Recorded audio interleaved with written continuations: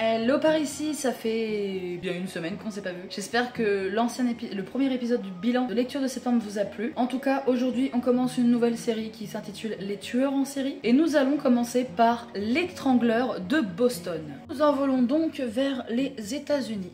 Le surnom de l'étrangleur de Boston a été donné à cet homme après avoir assassiné 13 femmes dans la région de Boston aux États-Unis dans les années 60. Son vrai nom à l'étrangleur de Boston est Albert DeSalvo. Il a été reconnu coupable après des aveux. Alors Albert, avant d'être connu sous le nom de l'étrangleur de Boston, avait d'autres surnoms tels que Fantôme Démon, l'étrangleur fantôme, en raison de sa capacité à faire en sorte que les femmes ciblées l'autorisent d'elles-mêmes à rentrer chez elles.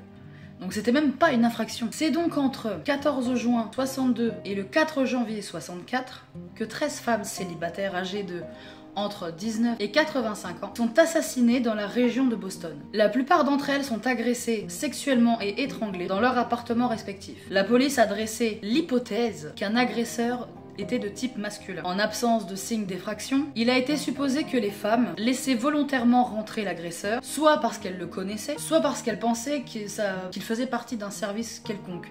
La police, un agent de ménage, enfin...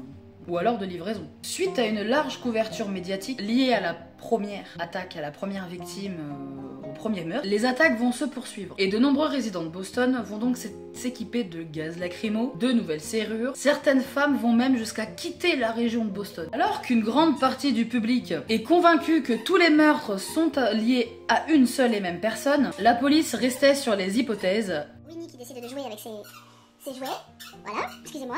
Alors qu'une grande partie du public est convaincue que tous les meurtres sont liés à une seule et même personne, la police, elle, reste sur l'hypothèse qu'il y a plusieurs assassins. Et des liens apparents entre la majorité des victimes des hôpitaux étaient également sujets de débat. Et c'est à ce moment-là que je vais prendre mon ordinateur pour vous citer toutes les victimes afin de ne pas écorcher les noms. Nous avons donc la première, elle s'appelle Anna Elsa Leggins. Elle était âgée de 56 ans, agressée sexuellement avec un objet non identifié et étranglée avec la ceinture de son peignoir. Elle est retrouvée le 14 juin 62 dans son appartement à Boston. La deuxième victime, c'est Mary Mullen, âgée de 85 ans. Elle est décédée d'une crise cardiaque. Albert DeSalvo a déclaré qu'elle s'était effondrée alors qu'il l'attrapait. Elle a été retrouvée le 28 juin 62 dans son appartement à Boston également. La troisième victime, Nina Frances Nishwa, âgée de 68 ans. Elle est agressée sexuellement et étranglée avec ses bas en nylon.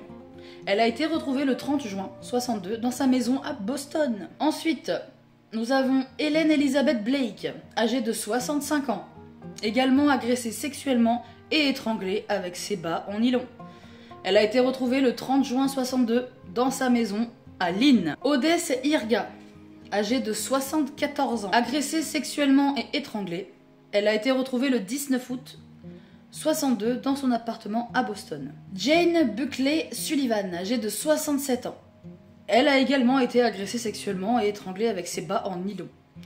Décidément, lui, il a un penchant avec pour tout ce qui est bas. Elle a été retrouvée du coup le 21 août 62 dans sa maison à Boston. Nous avons Sophie Clark, âgée de 20 ans. Elle a été retrouvée étranglée et agressée sexuellement. Étranglée toujours avec des bas en nylon, ça change pas. Et elle a été retrouvée le 5 décembre 62 dans son appartement à Boston. Nous avons Patricia Jane Bullock Bissett, âgée de 22 ans, étranglée par des bas encore, toujours et encore. Elle a été retrouvée le 31 décembre 62. Quelle merveilleuse façon de passer la nuit. En 9e position, c'est bizarre dit comme ça, mais c'est en 9e position, Mary-Ann Brown, âgée de 69 ans. Elle a été violée, étranglée, battue et poignardée. Il s'est dit qu'il fallait innover pour la nouvelle année. Elle a été retrouvée le 6 mars 63 dans son appartement à Lawrence. En 10e, nous avons Beverly Saman, âgée de 26 ans. Elle a été poignardée à mort.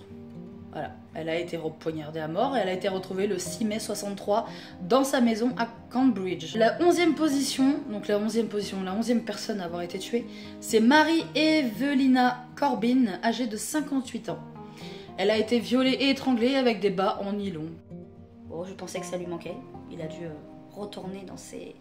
Voilà. Elle a été retrouvée le 8 septembre 63 dans sa maison à Salem. 12e victime, c'est Joanne Mary Grafe, âgée de 22 ans, encore une fois étranglée avec ses bas. Elle a été retrouvée le 23 novembre 63 dans son appartement à Lawrence. Et pour finir, nous avons Mary-Ann Sullivan, âgée de 19 ans. Elle a été agressée sexuellement et encore une fois étranglée avec des bas en nylon.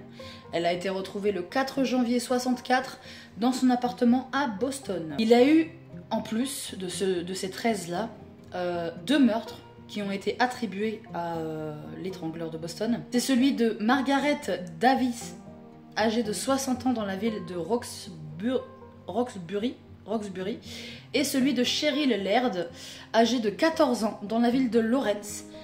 Mais ils se sont avérés plus tard que il n'y avait pas de rapport avec le tueur. Albert DeSalvo n'est pas initialement soupçonné d'être impliqué dans la série de meurtres par étranglement.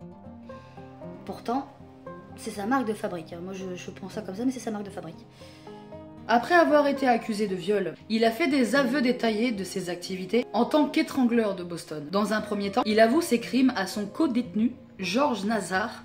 Nassar rapporte les aveux à son avocat, F. Lee Bailey, qui a également pris en charge la défense de DeSalvo. La police est alors impressionnée par l'exactitude des descriptions faites par DeSalvo des scènes de crime. En dépit de quelques incohérences, DeSalvo cite des détails qui avaient jusqu'à là été cachés au public. Bailey utilise les aveux de DeSalvo sur les meurtres dans le cadre de sa défense lors du procès afin d'atteindre un verdict de non-culpabilité pour cause d'aliénation mentale pour les infractions sexuelles. Mais le juge l'a déclaré irrecevable. Albert DeSalvo est alors condamné à la prison à vie en 1967. En février de la même année, il s'évade avec 2 co-détenus de l'hôpital d'État de Bridgewater, déclenchant ainsi une chasse à l'homme à grande échelle. Une note a été retrouvée dans sa couchette, adressée au surintendant.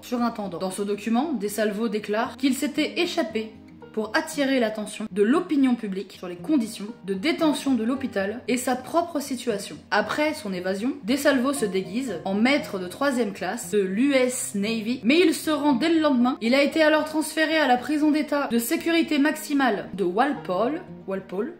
6 ans après son transfert, il est retrouvé poignardé à mort par l'infirmerie, dans l'infirmerie de la prison. Son ou ses meurtriers n'ont jamais été retrouvés. Voilà pour la première série des tueurs en série. C'est un peu répétitif ce truc. J'ai décidé du coup de reprendre ma chaîne en main et je vais essayer de vous sortir une vidéo tous les samedis. Mais en tout cas, je ne m'impose rien, je fais ça juste pour l'éclate et j'espère que vous avez apprécié.